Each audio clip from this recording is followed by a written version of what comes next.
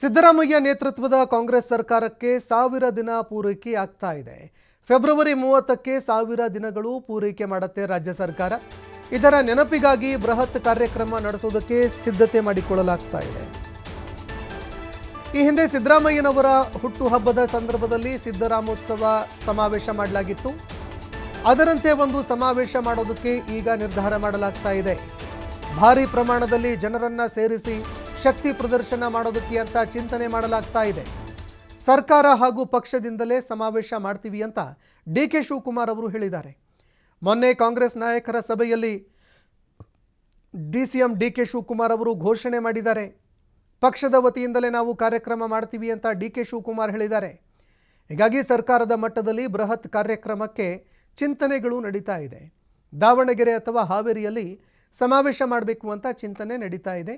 ಈ ಸಮಾವೇಶ ಮೂಲಕ ಶಕ್ತಿ ಪ್ರದರ್ಶನಕ್ಕೆ ಸಿಎಂ ಸಿದ್ದರಾಮಯ್ಯ ಅವರು ಹೊರಟಿದ್ದಾರೆ. ಮುಂದಿನ ಚುನಾವಣೆಯನ್ನು ಗುರಿಯಲ್ಲಿ ಇಟ್ಕೊಂಡು ಶಕ್ತಿ ಪ್ರದರ್ಶನಕ್ಕೆ ಮುಂದಾಗ್ತಾ ಇದ್ದಾರೆ ಅನ್ನೋ ಮಾತುಗಳು ಕೇಳಿಬರ್ತಾ ಇದೆ. ಇನ್ನು ಇದು ಎಷ್ಟರ ಮಟ್ಟಿಗೆ ಯಶಸ್ಸಾಗುತ್ತೆ ಅದನ್ನು ಕೂಡ ನೋಡಬೇಕಾಗತ್ತೆ.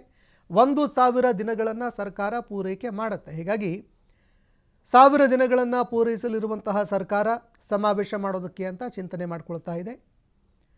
ಜೊತೆಗೆ ಈ ಮೂಲಕವಾಗಿ ಪಕ್ಷವನ್ನು ಮತ್ತೆ ಪುನಶ್ಚೇತನ ಮಾಡೋದಕ್ಕೆ ಸ್ಥಳೀಯ ಮಟ್ಟದಲ್ಲಿ ಬೇರೂರಿಸೋದಕ್ಕೆ ಅಂತ ಪ್ರಯತ್ನಗಳು ನಡೀತಾ ಇದೆ. ಯಾವ ರೀತಿ ಸಿದ್ದರಾಮೋತ್ಸವ ಕಾರ್ಯಕ್ರಮ ಮಾಡಲಾಯಿತು ಸಿದ್ದರಾಮಯ್ಯನವರ ಹುಟ್ಟುಹಬ್ಬಕ್ಕೆ, ಅದೇ ರೀತಿ ಈಗಲೂ ಕೂಡ ಒಂದು 1000 ವರ್ಷಗಳ ಒಂದು ಸಾಧನೆಗಾಗಿ ಕಾರ್ಯಕ್ರಮ ಮಾಡೋದಕ್ಕೆ ರಾಜ್ಯ ಸರ್ಕಾರ ಚಿಂತನೆ ಮಾಡ್ತಾ ಇದೆ.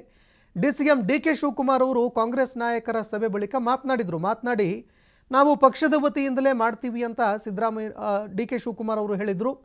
ಇತ್ತ ಸಿದ್ದರಾಮಯ್ಯನವರ ಬೆಂಬಲಿಗರು ಇದನ್ನು ಒಂದು ಶಕ್ತಿ ಪ್ರದರ್ಶನದ ರೀತಿಯಲ್ಲಿ ಬಿಂಬಿಸೋದಕ್ಕೆ ಅವರು ಕೂಡ ಈಗ ಪ್ರಯತ್ನಕ್ಕೆ ಮುಂದಾಗ್ತಾ ಇದ್ದಾರೆ.